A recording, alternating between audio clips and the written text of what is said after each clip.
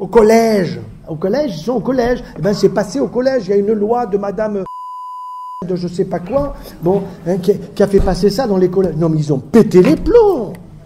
Et un jour, l'éducation nationale, les parents vont se jeter contre l'éducation nationale, qui est devenue un propagandiste des vaccins contre le cancer du col de l'utérus. Le petit a 9 ans. Il faut le vacciner contre le cancer du col de l'utérus. Allez expliquer à Jean-Baptiste à 9 ans qu'on va le vacciner contre le cancer du col de l'utérus de sa sœur ou de sa tata. Il dit, mais mon col va bien, col de l'utérus. Qu'on le vaccine à 2 mois contre l'hépatite B, qu'on attrape si on est infirmier, médecin, chirurgien, ou si on se drogue, ou si on multiplie les partenaires. Il a 2 mois, le gars. Non, mais c'est n'importe quoi. Alors, vous voyez, ayons de l'humour. Nous sommes en train de rentrer dans une société de résistance avec humour et amour. Vous voyez, c'est ça l'important. Ce n'est pas une résistance au pétard. Ce n'est pas une résistance terroriste. C'est une résistance avec l'intelligence. Et cette résistance avec l'intelligence fait qu'on va plus se faire avoir. Vous le savez certainement, la ministre que nous appelons MST, je ne vous traduis pas, MST, elle a cherché à ce que je sois radié de l'ordre des médecins. Mais je pense qu'elle sera radiée de l'ordre des ministres avant que je ne sois radié de l'ordre des médecins. Et que je serai plus longtemps ministre qu'elle. Alors la raison, elle est simple. Elle ne sait pas lire. Elle a dit il est contre les vaccins. Même elle est allée plus loin, c'est une insulte. Je suis rétrograde. Je suis contre les vaccins. Je suis contre la pilule et je suis contre les IVG. Donc c'est rétrograde. Je ne suis pas contre les vaccins, je suis contre les abus.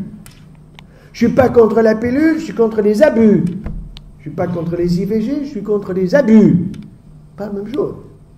Et j'ai des solutions à proposer pour réduire toutes ces choses-là. Seulement, ce que l'on veut, c'est que tous nos petits, la loi dit qu'ils doivent vacciner avant l'âge de 18 mois, c'est la loi contre diphtérie, tétanos, polio. Mais Big Pharma, qu'est-ce qu'il a fait? Il a tout simplement arrêté de fabriquer des TP. Il a dit qu'il y avait soi-disant des allergies. Il peut y en avoir. Mais j'aimerais bien voir l'étude. Et qu'est-ce qu'il a fait? Il a dit de 18 mois, on descend à 16, de 16 à 14, de 14 à 12, de 12 à 8. Maintenant 2 mois. Et attention, la campagne a démarré aux États-Unis, arrive au Canada, elle est déjà en France. On veut vacciner les mamans pendant le temps de la grossesse. Bien sûr. 820 000 par an en France. Imaginez, c'est du pognon.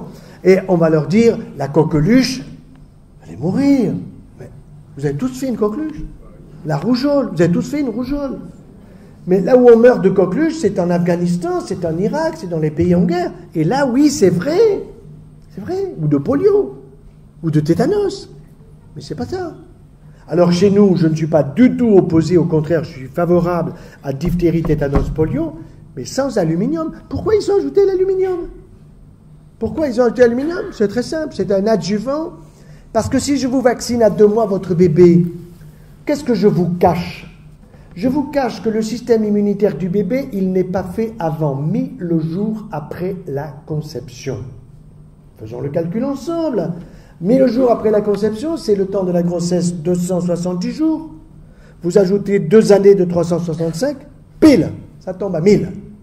Ça veut dire que nous savons aujourd'hui que le système immunitaire d'un enfant se construit sur le plan anatomique pendant la vie intra-utérine, se construit au moment du passage de l'enfant par la voie naturelle, et je vous fais remarquer qu'aujourd'hui on fait de plus en plus de césariennes, pratiquement au Brésil, c'est plus d'une femme sur 2 qui attend un bébé va être césarisée. Business, c'est en train de venir chez nous.